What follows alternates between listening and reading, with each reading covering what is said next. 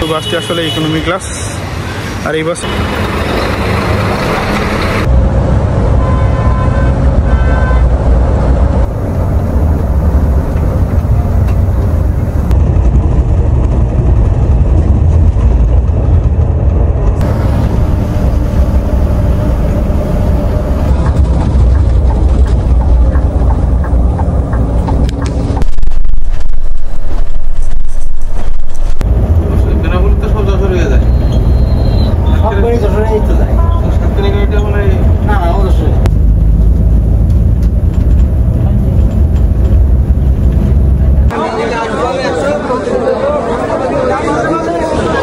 কেমন আছেন সকলে? আশা করি ভালো আছেন। আমি তামিল মুরাদ, সকলকে স্বাগতম জানাচ্ছি ঢাকা থেকে। আর আজকে জার্নি করবো হচ্ছে বেনাপোলে, আর যাবো হচ্ছে সোহাগের ইকোনমি বাসে।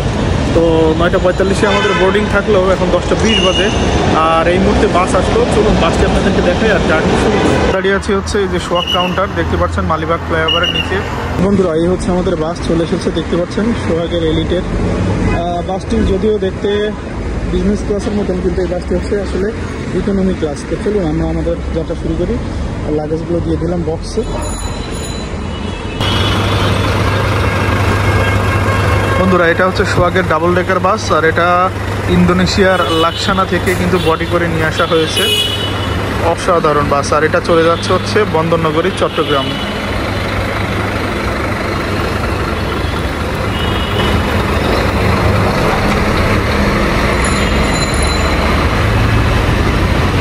হচ্ছে আমাদের বাস সোহাগ এলিট। তো বাইরে কোথাও লেখা নেই যে বাসটি ইকোনমি ক্লাস, কিন্তু বাসটি আসলে ইকোনমি ক্লাস। আর এই বাসে আজকে আমাদের যাত্রা শুরু হবে। তো চলুন যাই।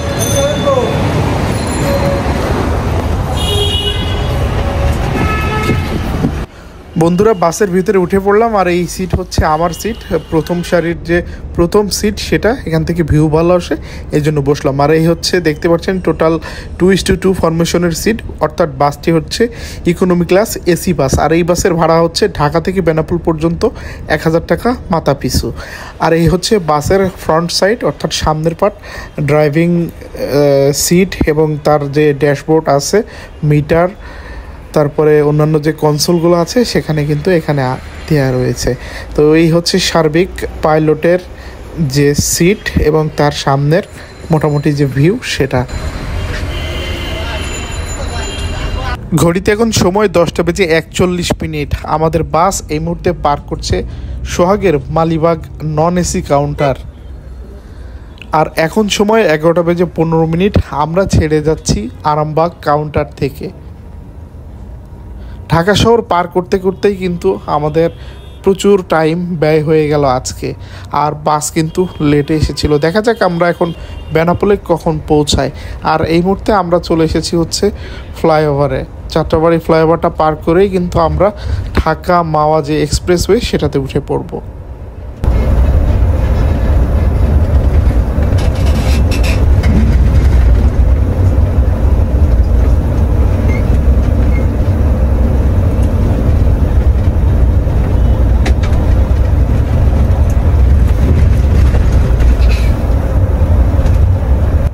বন্ধুরা, আজকে আমাদের বাসের রুট হবে হচ্ছে পদ্মা সেতু হয়ে ফরিদপুর এবং মাগুরা হয়ে যশোর হয়ে বেনাপোল। আমাদের বাসটি কিন্তু নড়াইল রুট দিয়ে যাচ্ছে না, আর এটি নড়াইল রুটের বাস না, বাসটি হচ্ছে ফরিদপুর রুটের। আপনারা টিকিট কাটার সময় অবশ্যই কিন্তু খেয়াল করবেন কোন বাসটি ফরিদপুর দিয়ে যাচ্ছে এবং কোন বাসটি নড়াইল দিয়ে যাচ্ছে। সাধারণত নড়াইল দিয়ে যাওয়ার সময় কিন্তু বাসের সময় একটু কম লাগে, যার ফলে তাড়াতাড়ি বেনাপোলে পৌঁছানো যায়।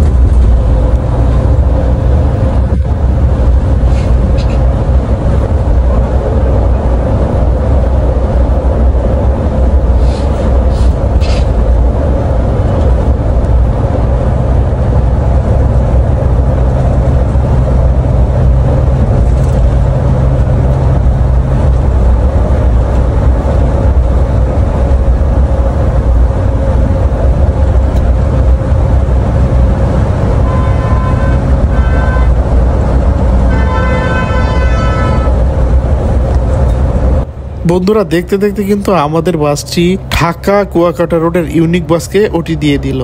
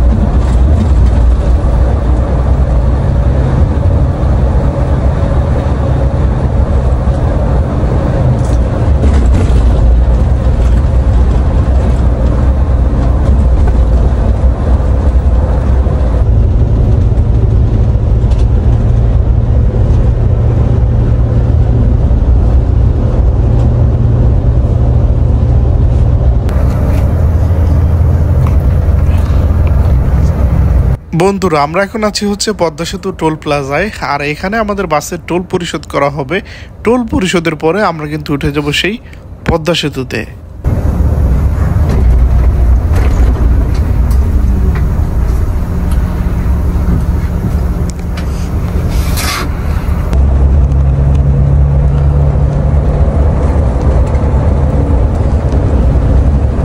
আমাদের বাসের টোল পরিশোধ করে আমরা কিন্তু ধীরে ধীরে এগিয়ে যাচ্ছি সেই স্বপ্নের পদ্মা সেতুর দিকে।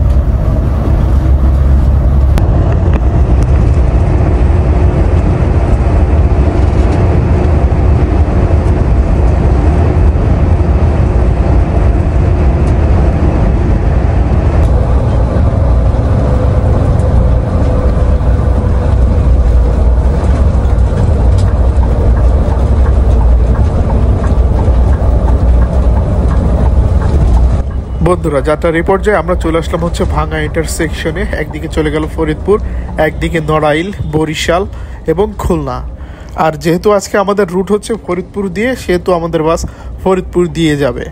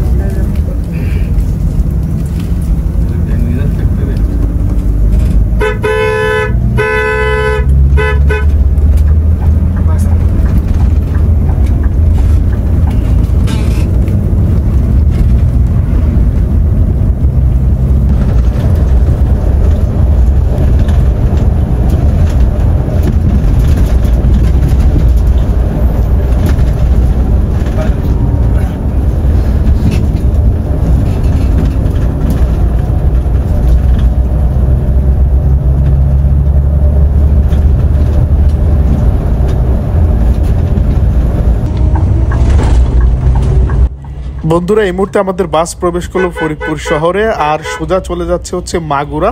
আর ডান দিক দিয়ে গেলে হচ্ছে রাজবাড়ি যে ফেরিঘাট আছে তলদিয়া পাটুরিয়া, সেটা। আমরা সোজা যাব মাগুরা অভিমুখে।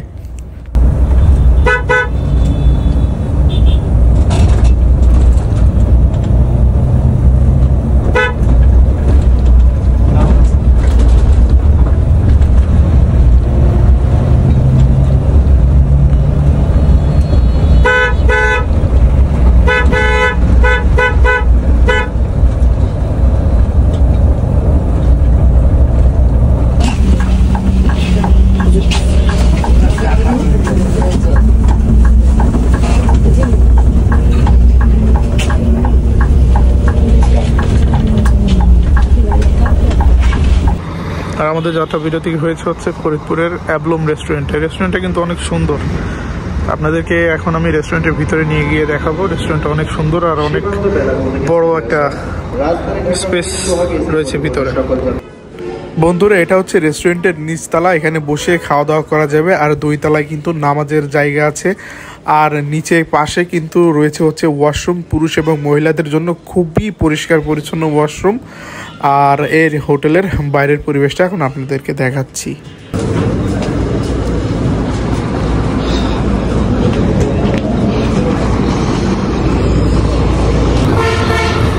সামনে যে গাড়িটা দেখছেন এটা হচ্ছে সোহাগেরই একটি গাড়ি, বেনাপোল থেকে ছেড়ে আসছে।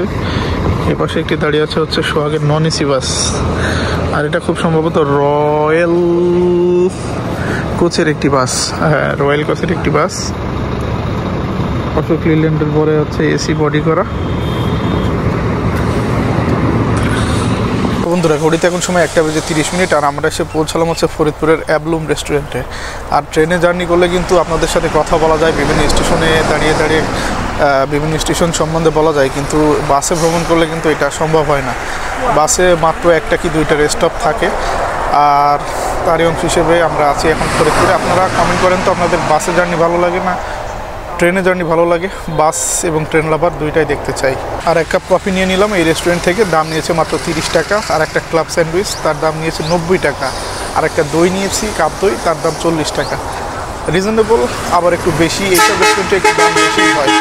আর সামনে একটা রেস্টুরেন্ট ছিল কুটুমবাড়ি বা কী নাম, তার পরিবেশটা ভালো না, যার কারণে ড্রাইভার সাহেব এইখানে নিয়ে এসেছে। আর পিছনে আমাদের বাস দাঁড়িয়ে আছে, আর এখানে কিন্তু সব কোম্পানির বাসই মোটামুটি দাঁড়ায়। আর এটা মোটামুটি বলা চলে যে একটা ভালো রেস্টুরেন্ট। আর এটা হচ্ছে highway road, Dhaka Faridpur road. আর এই যে আমাদের বাস, নিরিবিলি একটা পরিবেশ, খুব ভালো একটা জায়গায় আমরা আছি।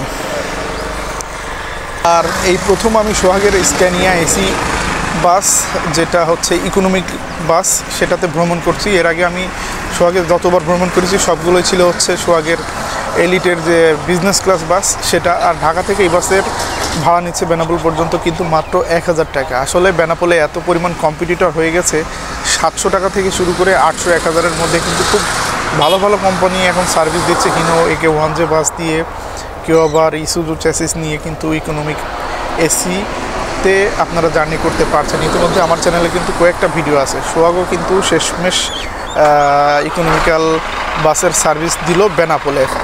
আর বাসের টাইম হয়তো শেষ, সবাই উঠতেছে। 20 মিনিট মতন এখানে কিন্তু যাত্রা বিরতি দিয়েছিল। চলুন আমরা বাসের ভিতরে যাই।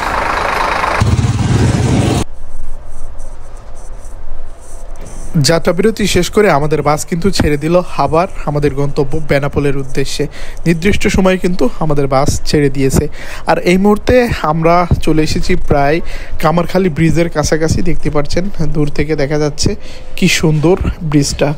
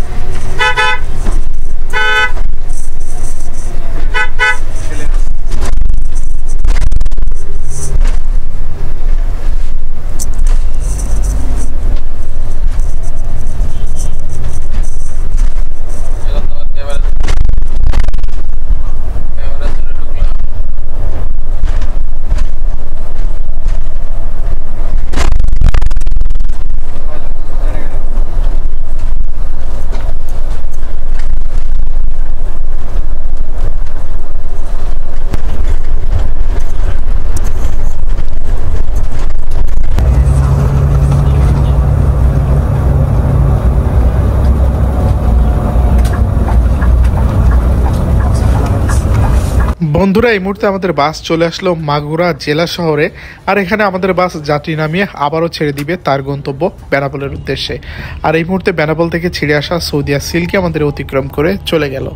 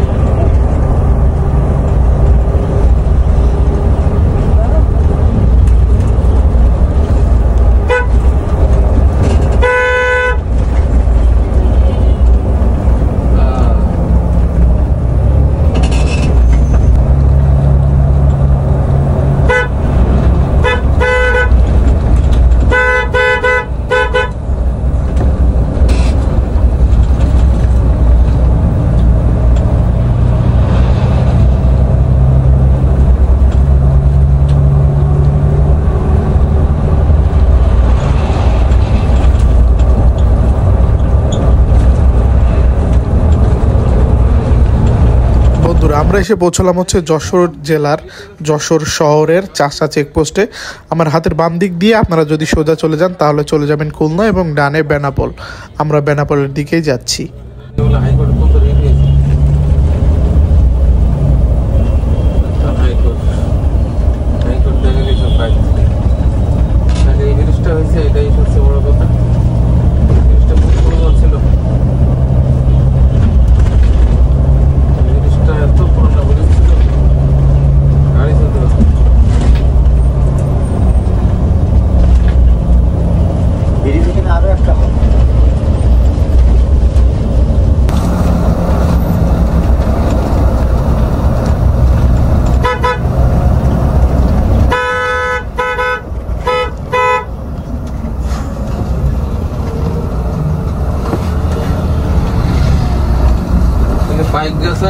এরা আর ওরা বেনাপোল এই তিন ধরনের গাড়িগুলো আমরা সব বেনাপোল দিতে কলকাতা লেখা থেকে সবগুলোতে আর দুই একটা সাতক্ষীরা আছে না।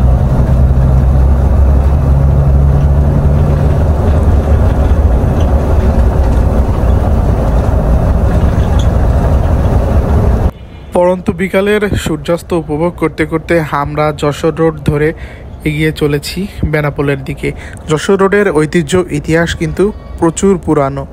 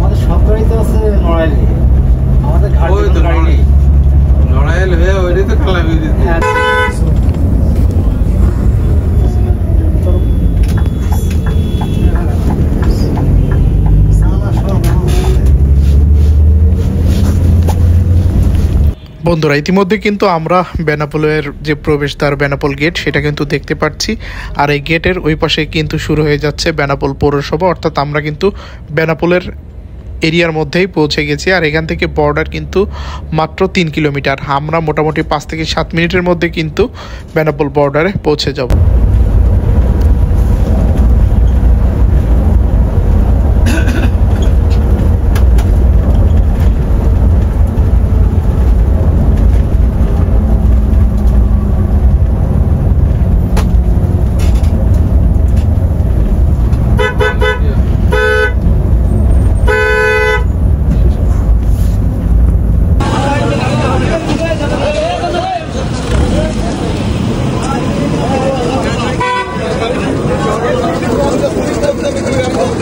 তো বন্ধুরা আমরা পৌঁছে গেলাম হচ্ছে ঢাকা থেকে বেনাপোল বর্ডারে। আর এই ছিল ঢাকা থেকে বেনাপোল বর্ডারের জার্নি ভিডিওটি আপনাদের কেমন লেগেছে আপনারা অবশ্যই কিন্তু কমেন্ট করে জানাবেন।